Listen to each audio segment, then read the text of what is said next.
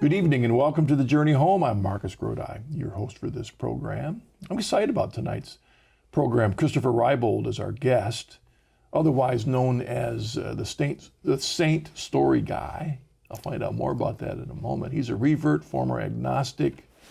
Lots of things to talk about. He's got a new book come out, The Saints at the Chapel. And I'm just excited that you're here, Christopher. Thank you very much for having me. I'm very pleased to be here. And the reason is I remember as I was sitting here thinking about the saints and relics and all that stuff. I've got a book on my shelf called Saint Worship by Orestes Brownson, from way 150 years ago. And he was dealing with this issues of people outside the church just don't understand. Yeah, the role of relics. All the relics and our devotion to the relics and to the saints and what they mean and their purpose. And for so many people, it's just like a bunch of carbuncles on the side of an old ship, If we just get rid no, there's a great value here. So that's why I think it's a great privilege to have you here. Well, thank you very much. So with all that being said, let me shut up and get out of the way and invite you, please. Right. Let's hear your story. Okay. I grew up in what I would describe as a nominally Catholic family. My father was Catholic, my mother was Protestant. I was baptized Catholic. We went to Mass on Sundays. We did CCD. But that was pretty much it. I don't remember ever seeing my parents read Scripture. I don't remember ever hearing them pray a rosary. Even just habits like saying grace at meals just weren't part of my growing up. Would you attribute that to the marriage, one Catholic, one Protestant? They just didn't know how to get on the same page? I think that was probably a subtext. Yeah. I think my maternal grandparents were never completely comfortable with Mom's decision to marry Catholic, and to some extent, a diminished importance religion solves some of the problems about which faith. So that may have played a role. I didn't really have an awareness of that as a child, but that may have been in the background. Okay. So, I think I was a bright kid. I read a lot. And, by the time I was 13, it just seemed self-evident to me that virgin births and people rising from the dead were the stuff of folklore and fairy tale. I had a lot of questions. I didn't get good answers. And I declined to make my confirmation. I remember having a conversation with one of the girls who was going through that with me at the same time, and she was like, why you make such a fuss about everything? And I said, I don't think I believe it. And she looked at me with big eyes and said, nobody believes it. And I thought, well, then if this is, if it's an empty, dead ritual, why is anybody doing it? By the time I was 16 or 17, I was refusing to go to Mass. I just didn't see a point or purpose. I went on to college. I went to graduate school. I had a corporate career. But I was away from the church really for 30 years. I came back. Well, maybe I should back up just a second. Yeah. I'd reached a point by 2012 where I was burned out and exhausted at work and needed to do something else. I had an opportunity to work on a writing project with a professional writer. My father had passed away in 2009, and Mom had reached the point where it was starting to get a little difficult for her to live on her own, and of course she's only going to get older. So all the arrows in my life were kind of pointing in the same direction. I quit my job. I was living and working in Michigan at the time, and I came back to Pennsylvania to help Mom and write and try to do something else with my life. And I really had kind of thought at the time that I would write horror fiction. But I found that when I got away from the stress of my job and some of the people I was running around with and got back to a place where there were people who cared about me, I wasn't angry enough and miserable enough to write that kind of material. It just wouldn't come. I sometimes joke that everything I produced was a Scooby-Doo episode. And I just didn't know what to do. I had read Ray Bradbury's little book, Zen and the Art of Writing, where he talks about how the only works of his that he liked were stories where he just sat down and started typing and didn't worry about a character or an outline or a word count or who the audience was. So I just started trying some writing exercises, and I found myself writing about the saints. One of the first stories I wrote was about St. Patrick. It's not a good story, but it surprised me that this was the thing that would well up from my unconscious. Yeah, I want to pause there for a second, because the 30 years of darkness that you would go through, was there ever an inkling to return to the church? Yeah, I would have told you in the early 90s that I was an atheist. But by the mid-90s, I went through this, like from fall of 93 into 94, period of time where I kind of parachuted into various Protestant churches for a bit, checked them out, did not find what I was looking for. And then maybe around 2000, there are always those providential moments, right? I ended up meeting and becoming, even though I was not interested in the church at all, one of the people in my social circle was an elderly priest, who just got placed in front of me, and sure. So 2000-ish, I went to mass. Not every Sunday, but now and again I would start going. But I found that church was disappointing too, because mass would run from 10 to 11, and by 11:05 there were tumbleweeds blowing through that place. And there wasn't anything going on, and I tried. So you weren't finding yourself awakening to the reality of this other being, this creator. Was that at all in your thinking at all? I say that I was an atheist, and I would have told you that at the time, but I was never a good atheist, right? I was never. There was always some, I don't know, nagging sense that there was something I was meant to be doing, and this wasn't it, and I wasn't in the right place, and that feeling grew more acute over time. Okay. I don't know that I could have given.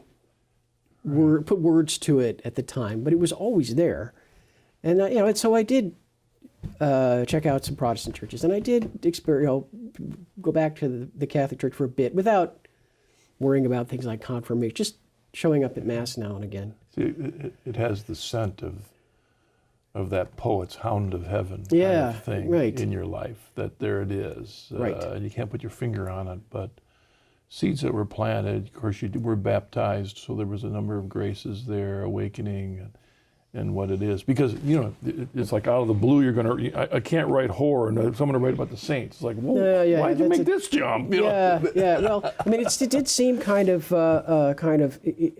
dramatic at the time. It's only in hindsight that you can see how things were really kind of building.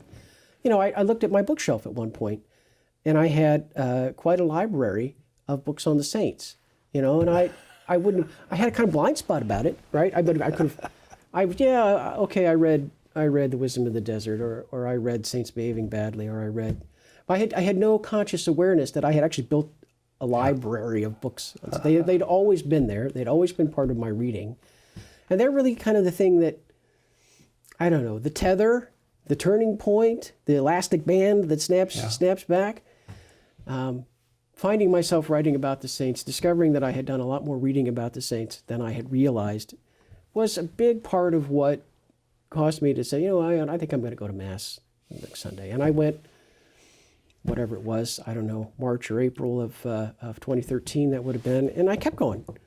And that September, I made an appointment to go in and talk to the priest who was our vicar at the time, just to talk a little bit about where I was at. Well, of course, I hadn't completed my confirmation, so he very much wanted me in the RCIA program, which was starting the following week. And I somewhat, actually a lot reluctantly, agreed. I signed up for it. And that first week of RCIA, there was this professional writer who had taken kind of a shine to me and was mentoring me. And he passed away unexpectedly. We had, I guess he collapsed on Tuesday. We began RCIA on Wednesday. I learned he was in the hospital on Thursday, and he passed the following Monday. Wow. And that felt weirdly providential to me. It felt like, okay, I don't know what I'm going to do now, but it's not going to have anything to do with writing horror fiction. That door has closed.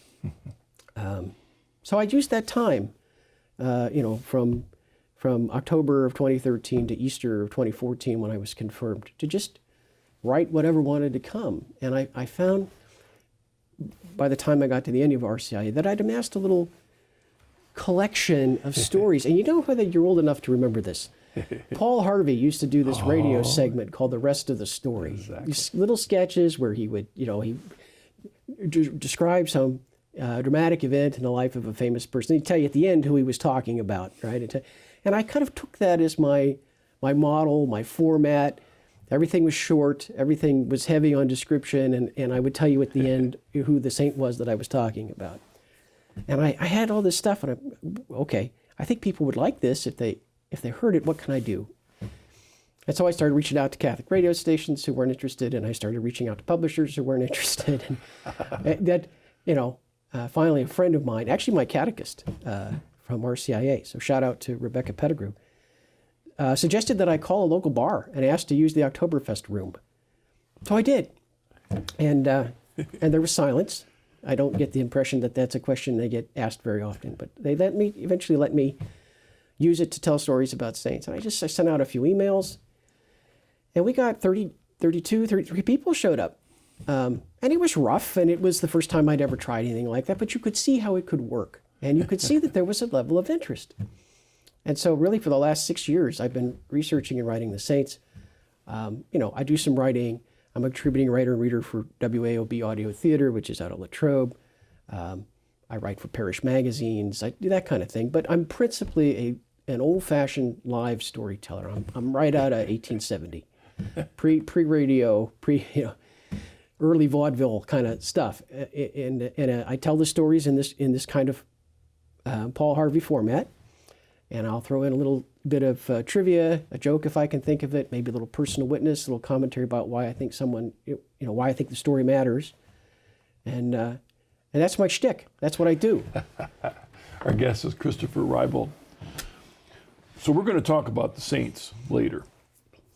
What I want to back up a little bit into is how has your faith progressed during this period that you're talking about? You know what I'm saying? Yeah. So you could, I'm not saying this happened by any means, but you could see a person, and it sadly happens, where people even move into leadership in the church. They move into roles, become a liturgist, become diocesan whatever, a parish whatever, and they become much more Catholic in what they're doing, but the faith hasn't necessarily caught up. Mm-hmm. So is this have an effect on you in here? The thing that has, it's a journey, right? It's a process. And I'm in some ways I'm largely self-taught, so there are gaps in my in my understanding still.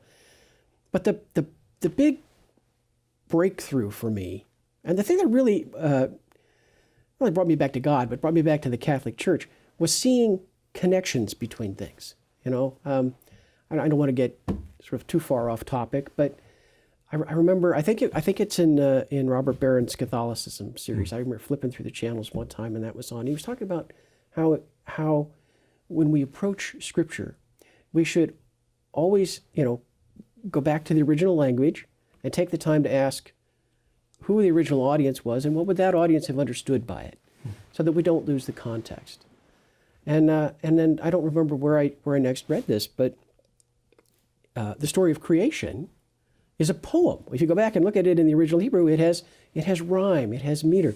The use of on the first day, on the second day, gives it a rhythm that makes it easier to remember. There are linguistic similarities with some of the Psalms. There's reason to think it might originally have been sung. You're into the realm of poetry and song, which are about using words in ways that are beautiful. And that was like shocking to me. Nobody had ever expressed that to me. So you start seeing how science and reading the Bible the right way and how these things go together. I found good answers to some of those questions that I didn't get when I was 13. Yeah, I was going to say that. And that was something that I think was really key, is I didn't know your story before, but as someone had mentioned, that was exactly it. That one of the reasons you left was because essentially the Holy Spirit was awakening within you questions. The church didn't have those answers as far as you were concerned. Well, the church had the answers. My adults in my world didn't have them. Yeah, I remember, even looking back on it now, how many times I heard someone say, we're teaching you this because we want you to have a good moral foundation. They never said, we're teaching this to you because it's true.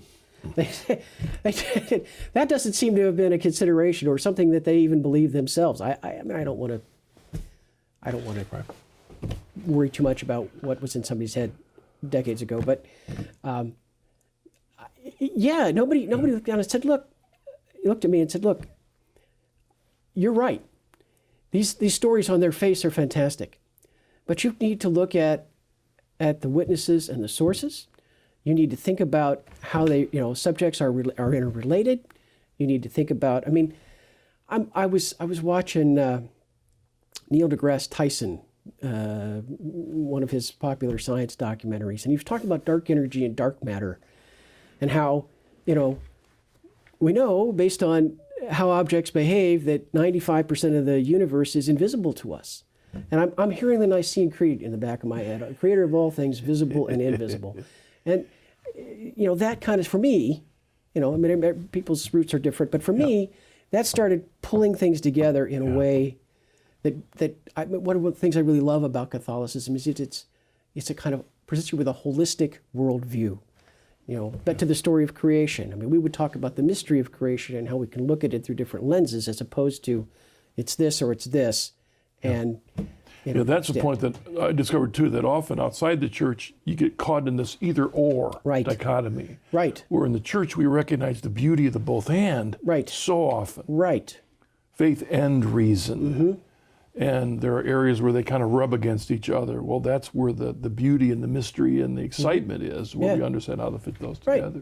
Right. I mean, just the concept of mystery, the idea that there are things we can come to know to be true through the revelation of Scripture, through the use of our reason, through lived experience, without being able to fully understand them. That's actually an idea that runs through science all the time. But, nobody ever really talked to me about how that works in a faith context. Well, you also made me think of something when you said that about them wanting to teach you this stuff because it'll help you have a good moral life. I think it was John Adams who had said that a democracy cannot work unless the people are religious and moral. Well, okay, that's all well and good, but again, he's not dealing with whether the religion and the moral is true, but it's good for democracy. Right. So the motive is to have a good democracy, so let's teach this stuff so that we have a good democracy. You end up with people pretty soon asking, wait a second, why are we doing this? Yeah, right. And it leads to chaos. Right, it does. And it leads to confirmation classes that are merely a rite of passage into adulthood as opposed to a truly changed life based on what truth is. Yeah. So I'm very grateful that I had a second chance, that I got to come back to the church. But and I'm also thankful in a way that I got to do it as an adult, that I had a chance to really investigate my questions and talk to knowledgeable people and so that it was an informed and adult decision and not some perfunctory, performance of a ritual that I needed to do because my parents expected me to do it. So in coming back to your Catholic faith, not only did you have a revitalized understanding of the reality of God and the reality of truth, what about the sacraments themselves? Yeah. Did they come alive for you? Yeah. Particularly the real presence was always something, and how this is related to other, and just like having to do some research to understand Nestorius, right? Yeah. And what the implications are for asserting that you can't call Mary Theotokos. You effectively split Jesus into a person, two people, a human and a divine being. If they're two people, he can't make. We're baptized into Christ. We're joined to Christ, and ultimately that is the mechanism by which we will be saved. Everything that is in Christ will be carried forward to the new heaven and the new earth. If you're only connected to the human Jesus and the divine Jesus is connected to the Father, there's a gap. That doesn't work. It all falls apart at that. The mechanism of salvation isn't operable at that point. So those kinds of discoveries were revelatory for me. They made sense of things that I'd been taught all along but didn't really understand. And then, of course, the saints, are really my road back in. But you think about someone like St. Tarcisius, 13-year-old boy who died defending the Eucharist from desecration, in 272 or 275. So when people say, oh, this is a late, the real presence is a late theological development, this is medieval, this is not something that anyone in the early church would have recognized, I'm like, no. I mean, the dogmatic decrees may be medieval, the doctrinal formulations may be medieval, but the idea is there from the beginning. Who would die for 8 or 10 little pieces of bread? So you can't tell these stories without, without a catechal effect. Newman, in his introduction to his essay on the development of doctrine, makes that quote, which is heard a bazillion times on EWTN. In other words, to become deep in history is to cease to be Protestant. I mean, your journey is that. Yeah. Well, yeah. But in a way, it's through looking at the lives of the saints. Yeah. I mean, you just mentioned something really important. I mean, how many modern Catholics know anything about the battles of Theotokos and what you're talking about? If we forget that, if we're not deep in understanding that, we'll forget the problems with that and repeat them. Right. Exactly. So the question becomes, how do we present it to them? How do you catechize people? How do you? I mean, this is just me speaking, and obviously, educated and well-intentioned people may have a different feeling, but I think catechizing Catholics needs to be job 1, 2, and 3 right now. If we did that, I saw everything else would follow. The politics would follow. All the other things we argue about would follow if we had really well catechized people. I know a woman, and I don't want to give any identifying information, but she knows that I write and speak about the saints, and she asked me, what are you working on? And I told her that I had an upcoming presentation at a Knights of Columbus event. I was going to talk about St. Patrick. And she looked at me and she said, St. Patrick, what did he do? And I thought, I mean, does she really even know to associate with Ireland? I don't say that to disparage her. Something about snakes. She's not stupid. She isn't. Right. She just, this has never come up. No one's talked to her about this. And the stories have great entertainment value. And if you tell them, they also have catechal value. For me, it makes all the sense in the world to tell these stories. Well, and after the break, we're going to get there. We got a couple minutes before the break, and I'm going to talk more about that specifically. Hear some of those stories. I'd love to have you tell us a few people, especially one of my favorites of Ireland is Brendan. Brendan, my confirmation name. Oh, I think that's such a cool story. Yeah. I remember my wife Marilyn and I were over there on that peninsula down there where Dingle down there and seeing all that. But we've also Coming Home Network has done a number of other interviews with you, which we call signposts and insight videos, which are available on our website. But something that was fascinating recently is that Matt Swaim, our producer, had tweeted about that. And then we found out that the USCCB had retweeted that. And there's a reason for that. I think your journey and what you're going through and what you've talked about is hitting what's happening in the church right now at a unique time. We'll talk about that. One of the problems we're having today. Yeah. Well, there's a kind of, a big problem, I think, is that there's a kind of mismatch. First of all, look, I don't want to, criticize people who are doing good work and trying to, right. So I don't want my comments to be taken in the wrong way. But we get a lot of, God is love, Jesus loves you, and that's about as deep as it goes. We don't talk about history. We don't talk in a mature and adult way about the sacraments or about liturgy or about. I just find that the better people understand Catholicism, the more respect they have for it. Maybe even, if they don't necessarily enter into Catholicism, they still develop an appreciation for it. And we have a real issue here with children getting, what limited catechesis they get, by the time they're 13. After that, they basically get nothing. And then as adults, particularly as college students, they're exposed to the sophisticated criticisms, the adult criticisms, and so you're comparing, graduate and postgraduate arguments against religion with a third or fourth grade understanding of religion, and that's a mismatch.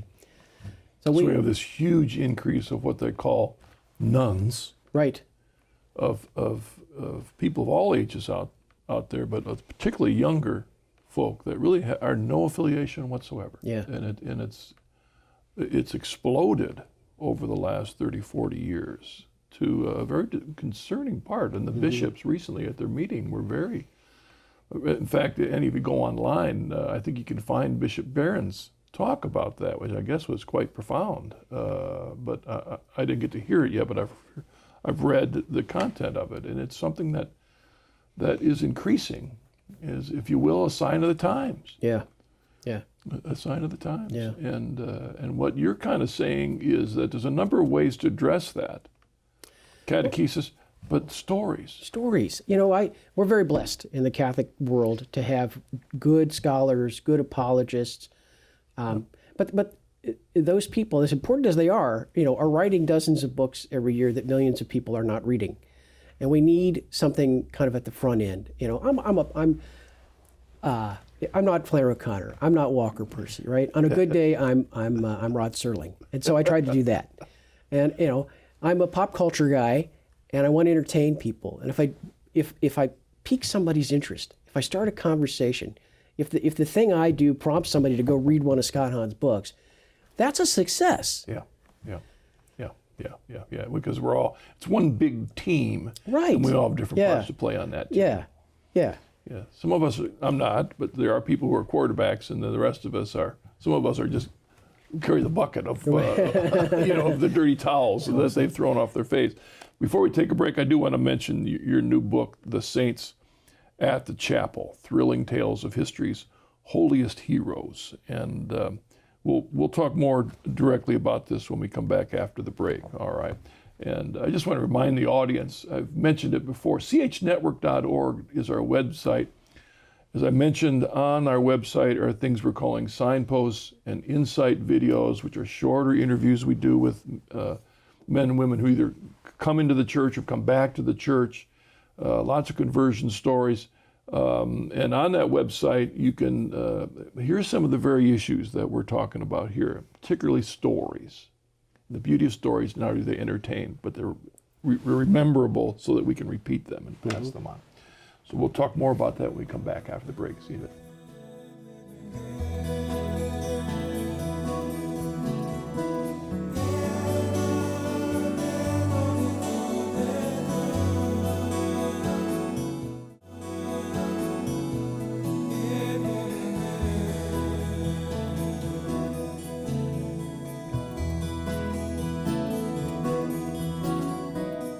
Welcome back to The Journey Home. I'm Marcus Grodi, your host. Our guest is Christopher Reibold, the saint story guy. Yeah. That's right. When did that name start happening? That name started happening because no one could remember my name, and I was always that guy that tells stories about the saints or some version of that, and I wanted some kind of memorable handle that would just help me, help people find me if they were interested in having me tell stories.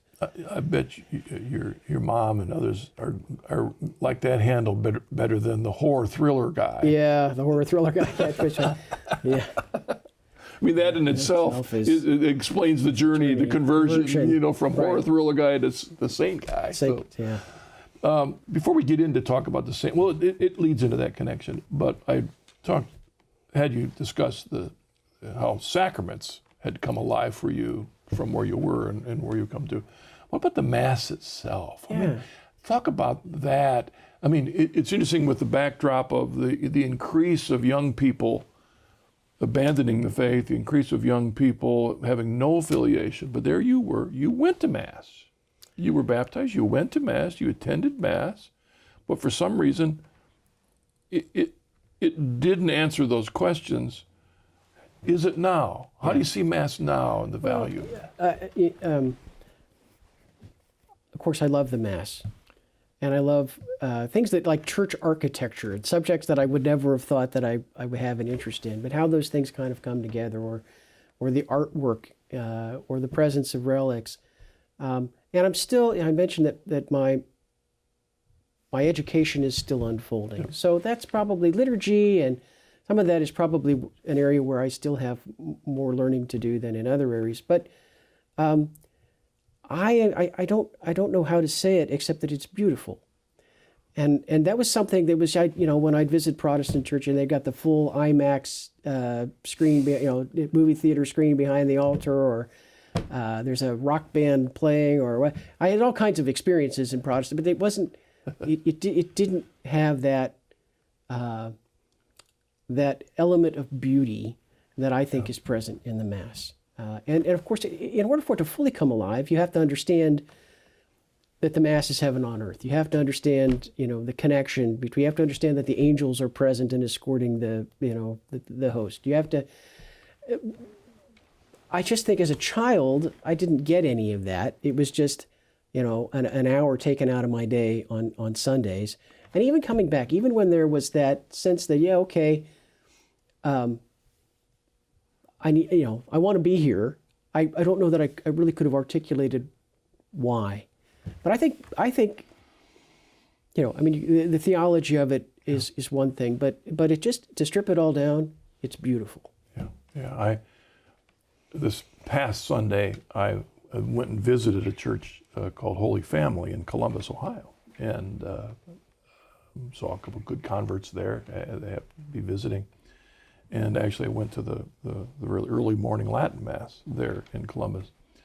And it was interesting, what struck me that just last Sunday morning, I didn't, of course, anticipate you and I'd be having our conversation, but it struck me, it wasn't something I didn't know, but it really struck me that this beautiful chapel, which is very traditional and is fully Catholic in every way, was completely story. Right. Yeah. The whole thing was story. Mm-hmm. I mean, talk about that. How is the entire setting and the architect, everything is story. Well, it's, from the stained glass windows to the Stations of the Cross, it's the particular saints they happen to have there. Right. Yeah. It's all about telling. That's how the faith was handed on for forever. A very important saint to me personally is Saint Romanus of Le Mans. I don't know if you know anything about Saint Romanus of Le Mans. So Romanus was the nephew of Julian, who was the bishop of Le Mans, and he lived with his uncle Julian and a few other priests, and he took care of the animals. Romanus he's described in the surviving literature as shy, backward, unable to put his thoughts into words, scatterbrained.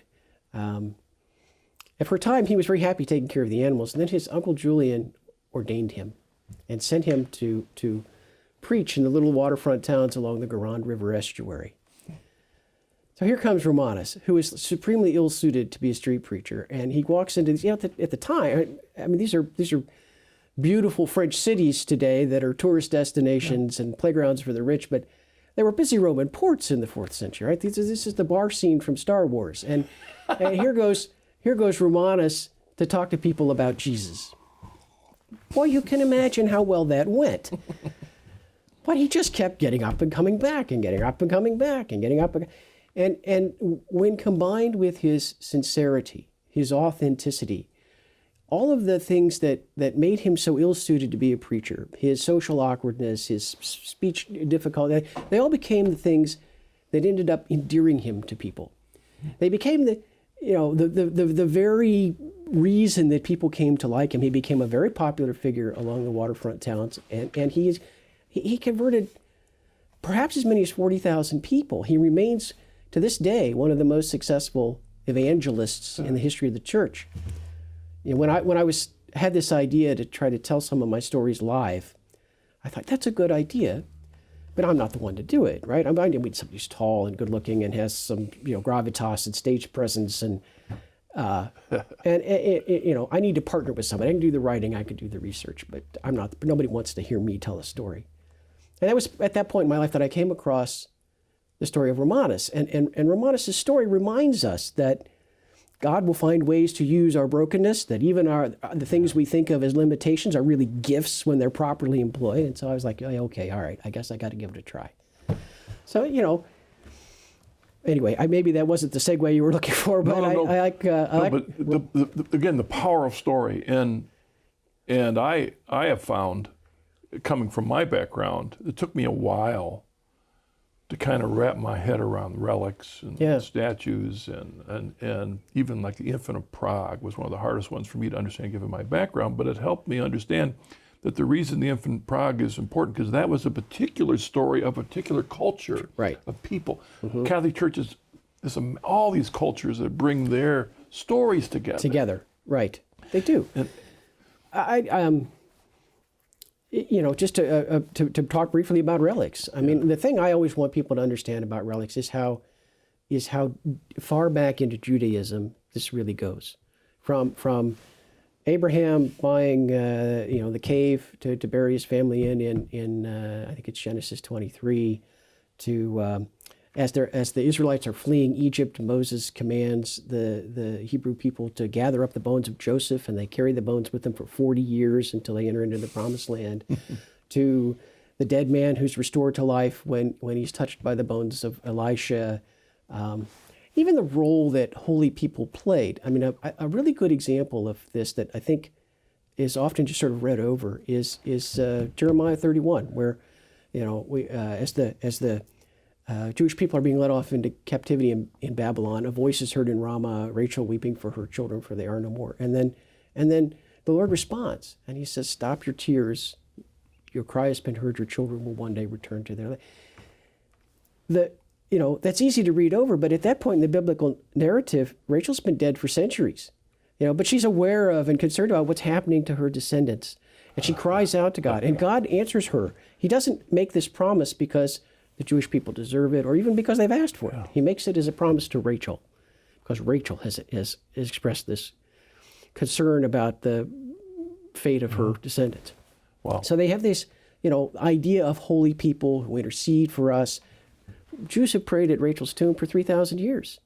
The idea of erecting altars over the tombs of the martyrs is just a natural continuation of a long-standing idea in Judaism. And so this is what sometimes we're at least I hear from my Protestant friends, that we're very pagan. We have all these pagan corruptions in our faith. Well, we're not. We are very Jewish, and that's a point to keep in mind. But we do believe on grace building on nature. Yes. So the missionary movement of the Catholic Church always recognized when we go into a new culture, we look for things we can build on. Yeah, the value there, because we recognize that anything good is of God, and so we look for things to build on. Right. So right. That you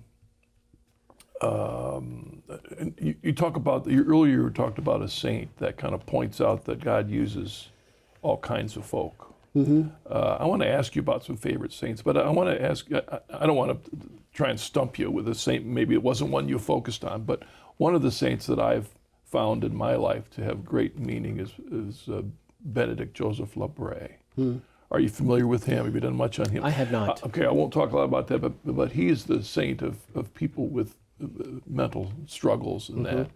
And he was a Frenchman in the late 18th century that always wanted to be in a religious order, and they never were accepting him. So he ended up dying as a complete homeless man on the streets of Rome. And again, God uses all kinds of people. Right. What are some of your favorite ones that you particularly like to tell stories about? Well, I mentioned Romanus of Le Mans. Another one that I really like is an Irish saint that no one's ever heard of, Saint Brona. She was a disciple of Saint Patrick. And in the 490s to 500, she moved to what would today be County Down, where the mountains of the Mourne meet the sea there, and she established a hermitage that eventually grew into an abbey. And what's so interesting about her is that her abbey operated as a life-saving station. Shipwreck was common at that time, And literally, these sisters lived out their vocation by wading out into the frigid surf and rescuing drowning men and then nursing them back to health. I just find that fantastic. And there's a wonderful folk tale that kind of goes along with St. Brony. It's said that at some point her abbey acquired a bell, and that when the bell was rung, ships could hear it if they were. So at night, the fog has settled in, you're in the middle of a storm, you can't see where you are, but you can hear the bell, and you know you're getting dangerously close to the rocks. The sisters would have to take turns ringing the bell, through the wind and the rain, until daylight. And then, in the 19th century, this old tree came down in the churchyard next to the ruins of the abbey, and entangled inside it was an ancient bronze bell the tree had managed to grow around. It's actually on display in the parish church in the village of Rostrevor today. You can go see it. Wow. So that kind of stuff, is attention grabbing. It serves my pop cultural purpose of trying to pique people's interest, and it can be an opportunity to talk about some of these wonderful people. One of the ways that people who try and teach us how to memorize things is to get visual images that we kind of put a hook on to memorize that. So these are parts of these people's lives that help us remember. When I think of Brennan, I think of the coracle. Yeah, right. Yeah, St. Brendan, the navigator, Brendan of Clonfert, is actually the saint name I took for my confirmation, and I did that because he came from a very prominent family, wealthy, became a monk and rose to become the abbot, and by the time he got to be my age, he was very comfortable. He had a very he had status, he had money, he had prestige, he had, and then he decided that what he really needed to do was get into a leaky oxhide boat with 12 other men and carry the gospel wherever the wind and the currents took him. When I left my corporate job, when I decided to move back to Pennsylvania, it was like walking off a cliff. How am I gonna get health insurance? How am I gonna make enough money to pay the bills? It's a scary thing. And I was retracted to this saint because he made this dramatic life change rather late in life. That really resonated with me. And in fact, they were gone for 7 years. They all returned. There's a British adventurer, Tim Severin, who built a replica coracle, and he and his crew had no trouble island hopping, up to the Faroes and Iceland and Baffin and down. They had no trouble getting to Canada at all. There's some, reason to think they may have made it as far as Canada and spent some time there before they returned to Ireland. You're parallel with me. When I became Catholic, I took Isaac Jogues as my okay, great, saint, yeah, for the same inspiration. Mm-hmm. He's a great story. Is that one you tell by any chance? It's not a story that I tell, but obviously a wonderful saint. I've got something here in front of me that I want you to, if you could, reflect on this and the significance of why something like this. A non-Catholic wouldn't quite appreciate this, but I want to show the audience something that's on the desk here. Whenever I do a Journey Home program, it's a crucifix. It's always here. And it was a gift to me from a viewer, a sister watching the Journey Home, sent this to me, and I don't know her name. And when I first got it, I wasn't even sure it was a nice crucifix, but I think it was one of my staff members that discovered, wait a second, there's something inside. And then we opened it up. Yeah, it's a reliquary. Do you tell the audience what that is? And I'm not sure that I can read all of the names. At the top you have Ursula. Ursula was a princess who led a group of young women on a pilgrimage and was martyred in Germany. There's a cathedral there. Clementia and Victoria. St. Paul, of course. Gabriel, I'm not sure which Gabriel that is. Wasn't there Gemna in there? I think I saw that. Yes, Gemma. I'm assuming that's Gemma Galgani, who was, of course, the Italian mystic and stigmatic and, very interesting woman. Dorothea. I'm wondering if that's the Greek saint who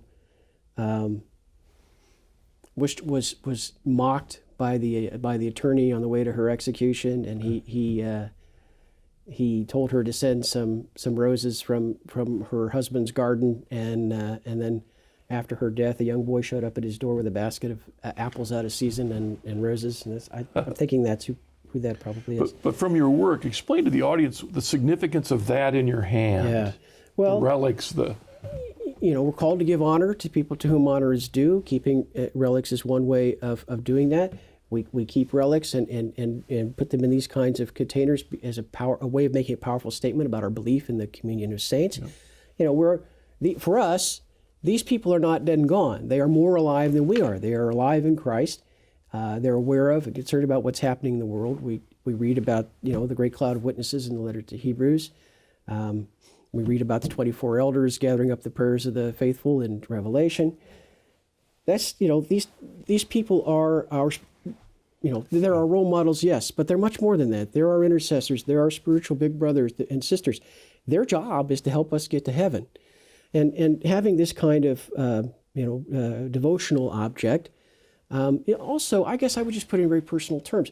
When I went to Rome in 2014, I visited the Basilica of St. Paul outside the walls. And there's a reliquary there with the chain hanging in it. There's the pit where he was buried. That's been excavated. There's a kind of glass floor over it. And there's this reliquary with a length of Roman chain that has these kind of hooks on the end that they think was wrapped around his wrists and used to bind him on his way to his execution. Well, I know the story of St. Paul. I believe the story of St. Paul, but I never knew Paul. It's the other side of the world. It was a long time ago. And just because I'm a human being, that necessarily slips into the same mental bucket as all the Roadrunner and Coyote episodes and the YouTube video of the cat with half a watermelon on its head. It just does.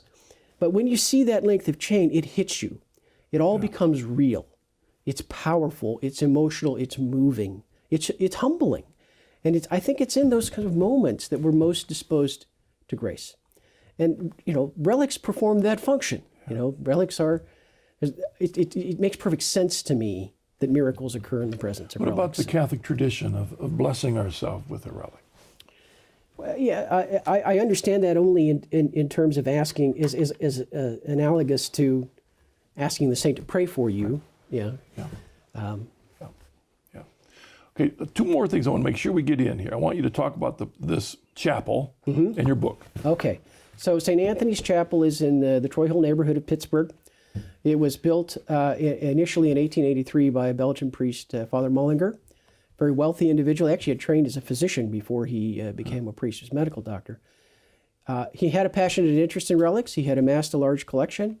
In 1880, he went on a collecting trip to Europe, and at that time, Italy had recently been unified. There were a lot of tensions between the new government and the papacy, and the government was strapped for cash. Churches and monasteries were being looted. People would take the reliquaries, and disassemble them for the bits of silver and gold and throw away the relic. There was a lot of that going on, and so his collecting trip became something of a rescue mission.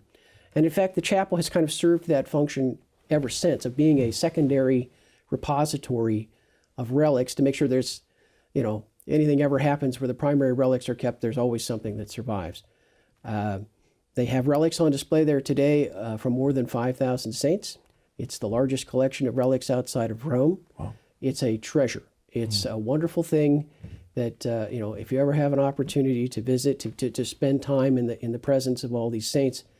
But I have found that it's not as well known as it should be. Even in Pittsburgh, where I'm based, where the chapel is, I would have parish presentations or school assemblies or other things that I was doing, and it would come up, and there were a lot of people who had never been there, or had never even heard of it, or who had gone, but were honest enough to say, you know what, I took the tour, and I saw all these relics, and this is this saint and this is that, but I really don't know who these people are or why they're important, and so I wrote my book, The Saints at the Chapel, which does these little, it's a collection of little sketches and vignettes about 20 of the saints whose relics you'll find at the, and it's really designed, again, it's pop cultural, if you want serious academic material, that's probably not the place to get it, but it's interesting, it's fun, and it's designed to help people get more out of a visit to the chapel. Well, these are our brothers and sisters. When we talk about the communion of the saints, the communion of the saints means far more than I have a memory of these people, or I give them honor. Or there is a unity. Yes. That we share through the sacrament, our baptism, that we share with them. That really is the foundation for communion of saints. Right, we're baptized into Christ. As I mentioned earlier, that we are spiritually and supernaturally connected by virtue of our baptism to every other person who is baptized. And this, Paul uses the analogy of the body. He uses the Greek word koinonia to describe this, which is where we get the English word communion.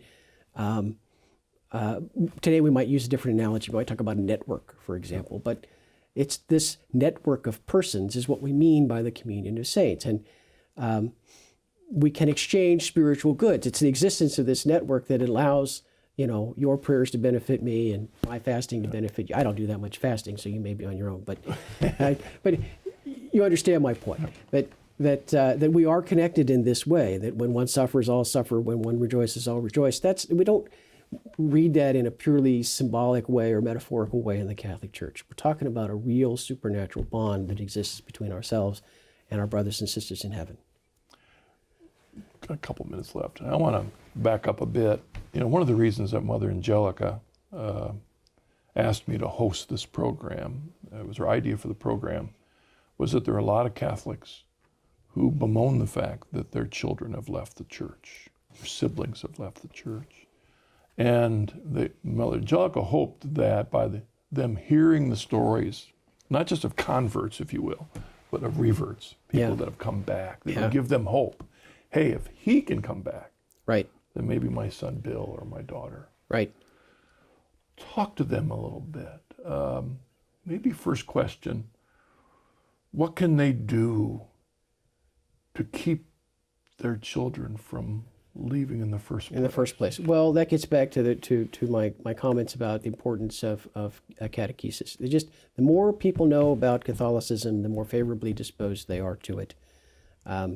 So that's got to begin from an early age, and we've got to be prepared to speak honestly to their questions, and just not assume that they're kids and just telling them that God is love is enough. We really need to talk to them about facts and church history and explain the sacraments to them and so on. So that would be the first thing. And the second thing for the lapsed and the fallen away, one of the things that I was surprised to discover when I came back to the church is how many people have been praying for me all along. There were lots of people that I, like friends of my parents that were, I knew, but they weren't really part of my social circle, that sort of thing. There were several of those people out there.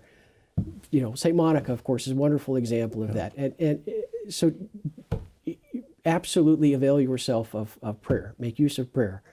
And then I would just, maybe a kind of final concluding thought, there's lots of good stuff happening in the church too, and we should make a point. I know there are 20-somethings that go over to Latrobe once in a while to learn chant from the monks. That's their idea of something fun to do on a Saturday night.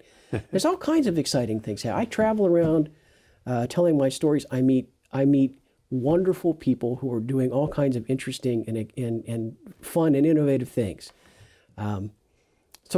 Just end on a positive note. There are good things happening. I am so appreciative of what you said, because you really confirmed that, what do I do to get my kid to know the faith better? What do I do to bring them back? Well, it begins with me. Mm-hmm. I need to know my faith better. Mm-hmm. And so catechesis needs to bring it with me. And then the second thing, prayer. Prayer. We talk about praying for people, but how often do we do it? Mm-hmm. Do I really diligently? Do we really believe that it's an important aspect? When you read the lives of the saints, prayer was an important part of their lives. Sure. And and setting priorities. Mm-hmm. St. Francis, his great commitment to detachment and simplicity, it wasn't just for a few. Yeah. It was for all of us. Yeah. That's a part of the gospel faith. Right. Christopher, thank you. Thank you very much for having me. Very much for your work, and we ask God's blessings on your continual telling the stories that change our lives. Thank you very much for doing that. And for your book, The Saints at the Chapel. I hope the audience will consider looking at that. Thank you very much. As I close, I just want to mention, You mentioned network, and it sounded like a nice key to talk about the Coming Home Network, but the reason for the word network is exactly why the Coming Home Network. We believed that the community for men and women on the journey, men and women who've left the church and feel alone out there, the idea of community. And that's why the Coming Home Network exists, for those people who are on the journey. If you are a fallen away Catholic and yet you hear that something that's drawing you back, we'd love to help. If you're non-Catholic and you're wondering about what our relics are all about, we're here to help. So if you'd love to get connected with us, you can go to our website, chnetwork.org. We're there to help you in any way we can. So God bless you. See you again next week.